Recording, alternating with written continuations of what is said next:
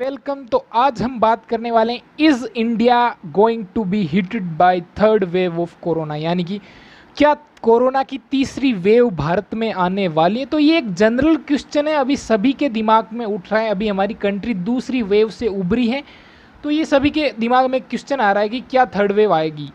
तो पहले कोरोना की बात करें तो ये हम सभी जैसे जानते हैं कि वुहान से आया। तो इसके बाद जहां इंडिया में बात करें तो इंडिया के कंटेक्स्ट में तो ये जून जुलाई 20 में हाईएस्ट पीक पे केसेस थे। उसके बाद थोड़े कम हुए। इसके बाद अभी रिसेंटली जो सेकंड वेव आई, तो अब ये क्वेश्चन सभी के दिमाग में उठ रहा है कि क्या थर्ड वेव आएगी या नहीं। तो इस वीडियो में हम बात करेंगे कि कैसे थर्ड वेव्स आती हैं और क्या कोरोना की थर्ड वेव भारत में आने वाली है या नहीं। तो वीडियो को एंड तक ज़रूर देखें। अब बात करें वेव जो है वो कैसे आती हैं, तो कोई भी अगर हम इन्फेक्शियस डिजीज़ की बात करें, जैसे कि कोई भी कोरोना ले लो, स्वाइन फ्लू ले लो, जो मिडिल ईस्ट रेस्पिरेटरी सिंड्रोम या साउथ एशियन रेस्पिरेटरी सिंड्रोम, जो सारी डिजीज़ आई उनमें क्या होता है, कॉमन थिंग होती है, वो होती है पैथोजन, यानी कि जो बीमारी फैलाने वाला है। ये कोई वायरस भी हो सकता है और बैक्टीरिया भी।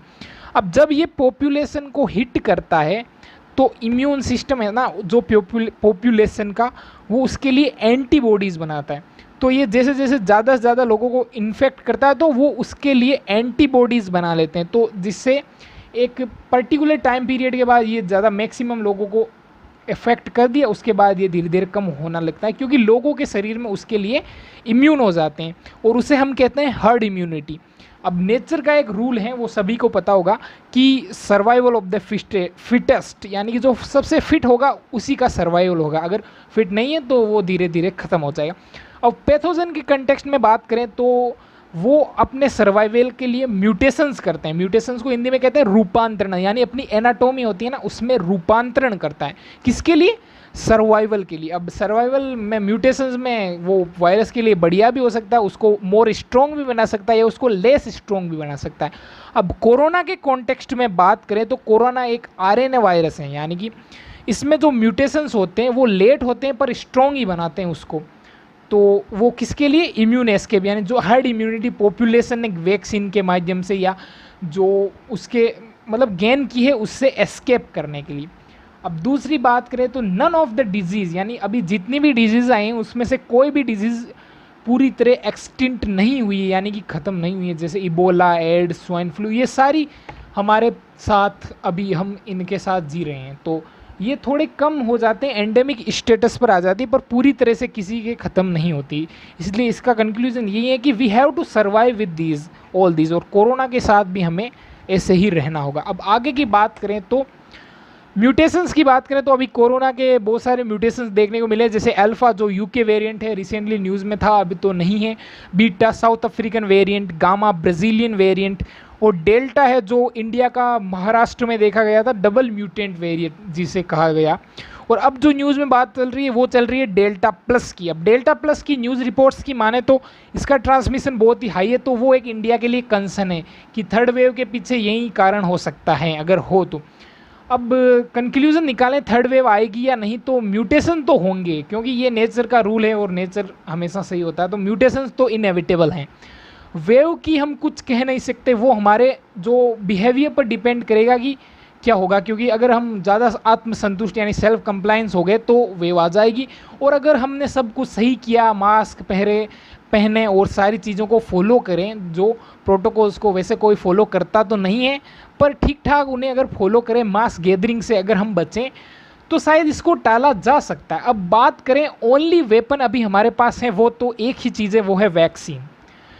तो नीड क्या है कि अगर आपकी बारी आ रही तो वैक्सीनेटेड हो और दूसरों को भी वैक्सीनेटेड करने के लिए प्रोत्साहित करें। अगर उनमें वैक्सीन हेजिटेंसी है, उनकी हेजिटेंसी को दूर करें, उन्हें रियल इन्फॉर्मेशन बताएं क्या है वैक्सीन के बारे में, और उसी के साथ जो मास्क पहने। अभी तक कोरोना पूरी तरह से गया नहीं है।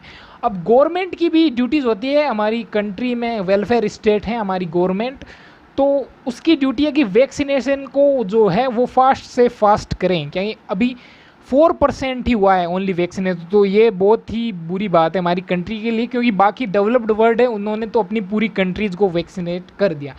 अब जो दूसरा क्वेश्चन आता है कि हमारी पॉपुलेशन बहुत बड़ी है, बहुत सारे लोग कहते हैं, तो पॉपुलेशन बड़ी है तो भाई हमारे उतने ही ज़्यादा हाथ भी ज़्यादा है, तो उतने ही ज़्यादा लोग हैं तो ज़्यादा काम भी कर सकते हैं। तो नीड क्या है कि हमारे हेल्थ केयर इंफ्रा को डेवलप करें, और इससे कोरोना से हम सीख भी ले सकते हैं कि हेल्थ केयर को ऐसे ही नहीं छोड़ा जा सकता, क्योंकि फ्यूचर में और ज़्यादा इसी से ज़्यादा खतरनाक पेंडेमिक और जो इपिडेमिक्स देखने को मिल सकती हैं।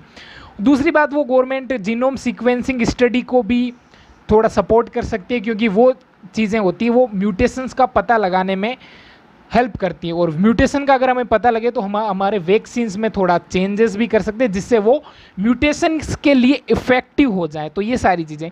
अब बात करें हमारी जो ग्लोबल लेवल पर ग्लोबल एफर्ट क्या होना चाहिए, तो डेवलप्ड ने अपने 100% को वैक्सीनेटेड कर दिया, तो उनकी भी ड्यूटी बनती है कि डेवलपिंग और अंडर डेवलप्ड को हेल्प करें, वैक्सीन नेशनलिज्म को छोड़ें और एक इक्वल वर्ल्ड ऑर्डर एस्टैब्लिश करें ताकि सबको वैक्सीन प्राप्त हो सके। क्योंकि अभी जो वर्ल्ड ऑर्डर की बात करें वो है ग्लोबलाइज्ड। अगर एक ही कंट्री इस डिजीज़ से जूझेगी तो सारा वर्ल्ड इससे जूझना है, क्योंकि जो ग्लोबलाइजेशन की इरा है और सारे लोग इधर उधर होते रहते हैं। तो ये सारी चीज़ें, तो उनकी भी ड्यूटी है कि वो सबकी हेल्प करें। तो इसी के साथ I hope you understand all things in a better manner, और मैंने ये सारी चीज़ें समझाने में सफल रहा हूँ। और अगर आपने वो वीडियो पसंद आए तो लाइक करें, चैनल को सब्सक्राइब करें और शेयर करें। जय हिंद।